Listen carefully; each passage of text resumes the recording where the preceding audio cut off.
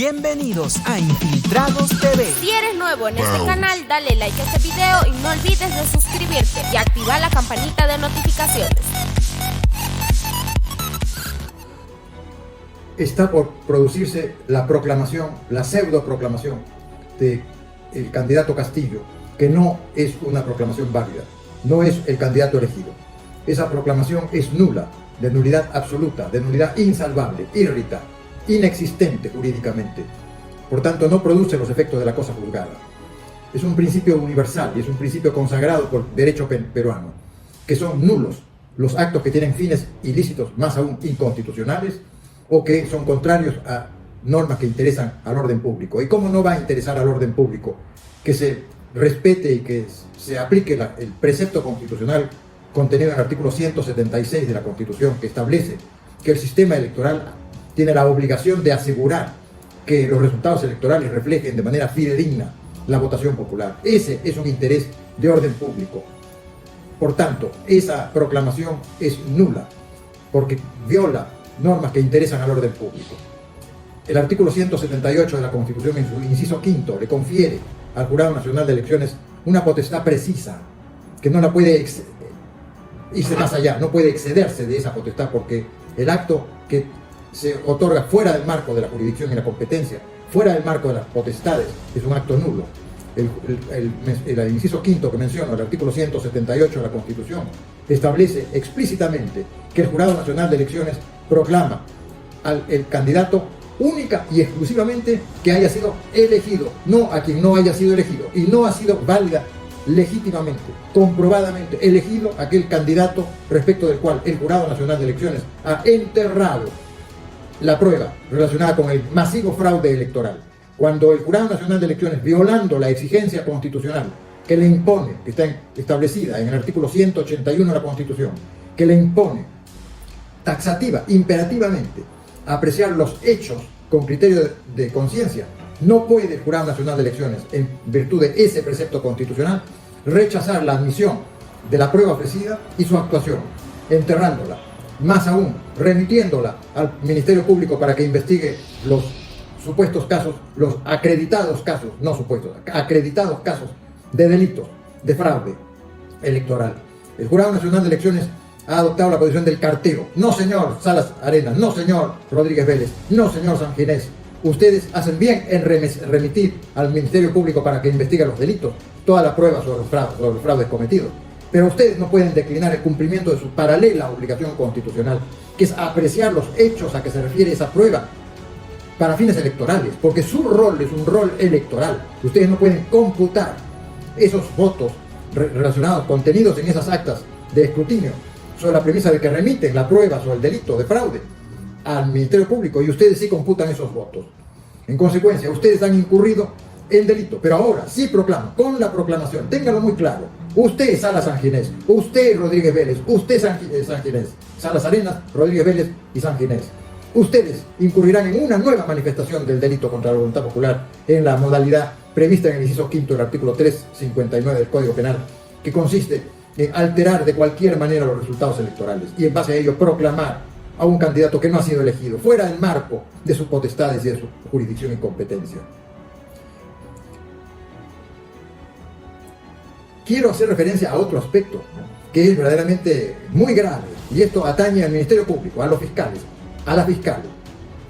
Este inicio, el hecho de haber dispuesto que se inicie y el hecho de iniciar una investigación preliminar contra periodistas, contra ciudadanos, con el argumento de que habrían incurrido en conspiración por el supuesto e inaplicable delito. Lo de supuesto e inaplicable lo agrego yo, estoy leyendo. Inaplicable delito de sedición y de grave perturbación de la tranquilidad pública, tras llamar a desconocer los resultados electorales. Sobre la base resultante, este rechazo nacional del hecho de que se ha producido un masivo y comprobado fraude electoral, en virtud del cual se pretende proclamar a quien no ha sido elegido y quien no reúne los requisitos constitucionales. Es necesario que tenga presente, y voy a leer, usted, Zoraida Ábalos, y ustedes, miembros del Ministerio Público, que invocar el artículo 46, el derecho a la insurgencia civil.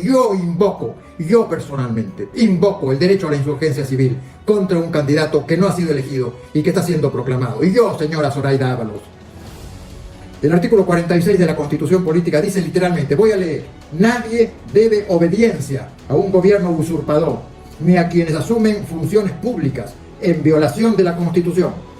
La población civil, señora Ábalos, tiene el derecho de insurgencia en defensa del orden constitucional. Son nulos los actos de quienes usurpan funciones públicas. En consecuencia, es inaceptable, es inadmisible, pero es delictivo lo que está haciendo el Ministerio Público, lo que está haciendo la Fiscalía en los fiscales, cuando pretenden iniciar una investigación por supuesta comisión de delito de sedición contra quienes están ejerciendo el derecho, anunciando que tienen el derecho a ejercer la insurgencia, a expresar su derecho a la insurgencia civil contra un candidato que no ha sido válidamente elegido. Incurren ustedes en delito de prevaricato, previsto en el artículo 419 de la Constitución Política.